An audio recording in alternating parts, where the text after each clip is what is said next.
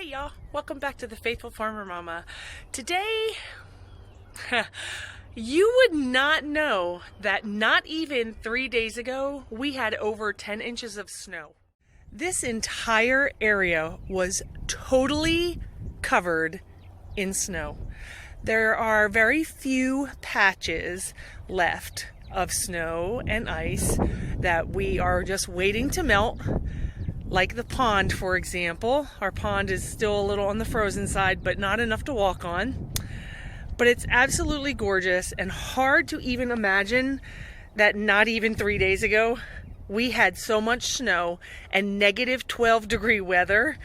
It just amazes me how quickly it has gone away and just how fast it landed on our farm.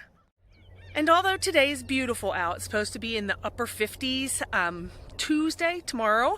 By the time you see this, it's probably already the end of the week. But Tuesday, we are supposed to actually have 70 degrees. 70 degrees, all of the snow will be gone. But then again on Thursday, we have chances for a few hours of snow flurries, and then we stay in about the 50 range, 50 degrees Fahrenheit here on the farm. So I thought I would take this opportunity today to go out in the garden and actually plant some onion bulbs. Most of our garden beds did pretty good as far as the snow is concerned. This was totally covered in snow, and I can actually see on my rosemary that I have some frost damage. There's some brown. They were green like this, nice and beautiful, until the snow came and the snow was sitting on top. So I'm hoping they can recover with a little bit of sun over the next couple of days. Most of the other gardens actually did pretty well. The water from the snow was fabulous for my beds. So today I'm actually here checking things out. My garlic is still growing. I planted this garlic at the end of the season, and it will grow until about July or so. That's when I'll pull it up. Today I'm going to actually fill this bed full of onions. I'm going to plant onions in that bare spot there. And then I'm going to plant onions in that bare spot when I pull the kale, because the kale is dead. And then I have some garlic over here as well. This garlic's fared pretty well too. Although, I will say, we let the equines out yesterday, and I can tell there has been someone munching on my garlic head. Stinking donkey. And for the most part, everything in this bed is pretty much gone. Our lettuce, our sage, all these things that look like they are growing still. This Italian parsley might be okay. It handled the cold okay. But I still have onions in here growing from last year. I will pull those probably in June or July. And then I do have some garlic that's still growing in here. I replanted some rosemary here in the center. I always have a hard time in this square bed right here. Let me back up so that you can see it. This is our square bed, and for some reason, this little area right here, I just have the hardest time getting to it. It's more than 3 feet across. Even with my little stairs there, I just have a hard time gardening in that center. So I planted this rosemary bush here, hoping that it would get huge so that we could harvest from that when we needed it, and still give me room to garden around it. The tops, you can kind of see on the tops, there's a little bit of damage up there on the top, but the bottom is still beautiful and green. More garlic and onions, and more snow. Still have a little bit of snow. And then we have leeks. Y'all, this is my first year growing leeks. I did not think that they were going to survive the winter, but I am very highly surprised how well they're doing. I actually accidentally dug some up right in this area, and I see that I have some coming back. So I'm really excited to be using leeks this year. And I wanted to show you, this is Mr. Roo. We actually got Mr. Roo from a friend who was getting rid of him. We brought him in, and we are now incubating some eggs. Hi, Roo. I am very grateful that throughout all of that snow and all of that cold, we actually only lost one animal through everything, and that was a guinea. We had one guinea who looked really frail and old. She wasn't, but she did not fare the weather very well. Unfortunately, we had to bury her in the midst of all the snow. She did pass away on that very extremely cold night. We just found her laying in a corner in the chicken coop. So I was grateful it was only a guinea, wasn't any of my chickens, wasn't any of the larger dogs or any of the other animals. We did try to keep everybody safe and protected from the weather. So before we actually go outside and start putting onion bulbs in the ground, I wanted to explain that there are 3 different ways that you can actually start onions in your own garden. I only have 2 of the ways available here as my 3rd way. They will not get here until the end of March. They have been ordered, but they won't get here until the end of March, and then I will put those in the ground as well. But you can start onion by seed. There's lots of different types of onions when you start by seed. One of the biggest pluses when you start from seed is that you actually can choose many different varieties of onions. Whereas when you're starting the other ways, you kind of really just get what is on hand. So I do have some onion seeds. I was planning on starting these this year, but time got away from me.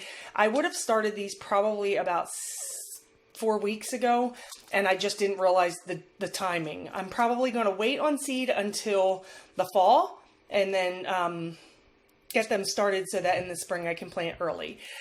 The other way is by bulb. I get these at my local farm and ranch store. These are just like regular little bulbs. And the thing with these is you will plant these and then these actually will turn into your onions. So there's probably 3 dozen or so in here. They come in a bag. You just go to your store and get them out of a bag.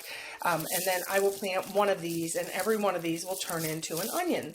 The other way is what they call sets. And it's when the seeds have already started to grow and they start to produce their own bulb, then you'll separate them and then plant that. Those actually have been my best way to buy them and plant them, but the bulbs are my absolute second way that really give me a good crop. And if you're interested, this is the way I keep all of my seeds. I actually have them stored down here under my counter, and everything is labeled for me. This has been the most efficient way for me to actually store my seeds. You can check that video out with the link above. I'll just apologize for the wind right now. It got a little bit windy out, but I'm still going to plant some onions. I just wanted to remind y'all, you may remember back in the fall, I actually cultivated the ground here. I added compost and then I also added manure, and I just kind of let the bed rest all winter long. Now I'm just going to plant my onions directly in the soil.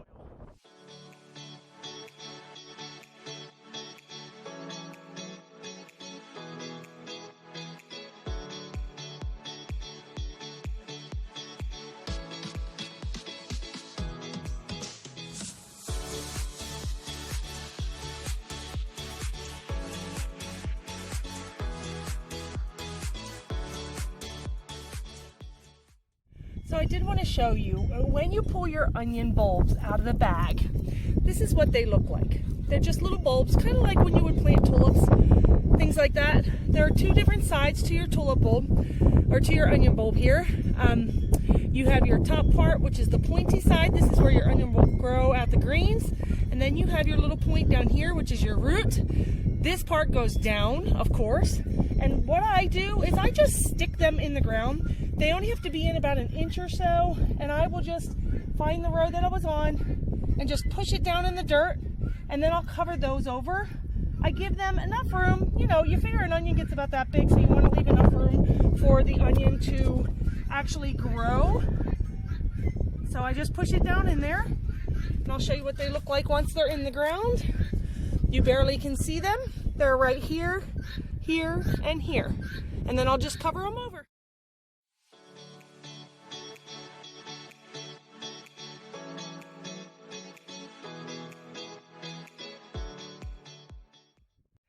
There we go.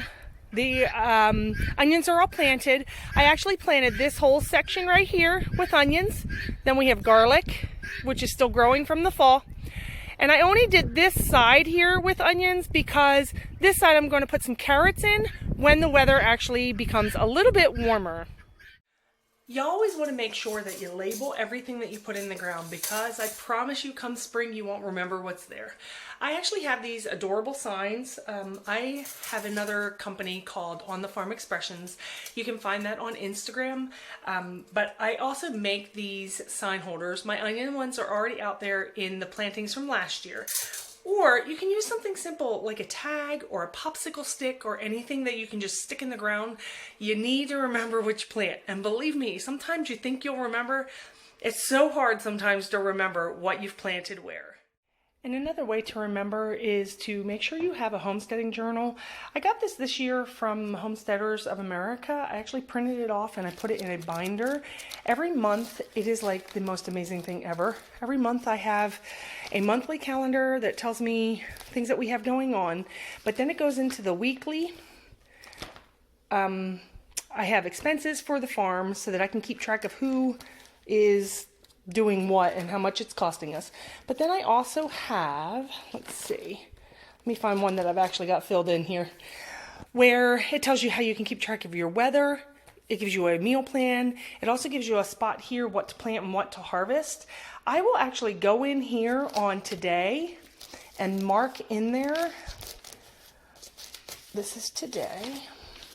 I will actually go in here on today and actually mark in here that I've planted, and I put in onions, and then up here I will draw what it actually looks like in my garden beds.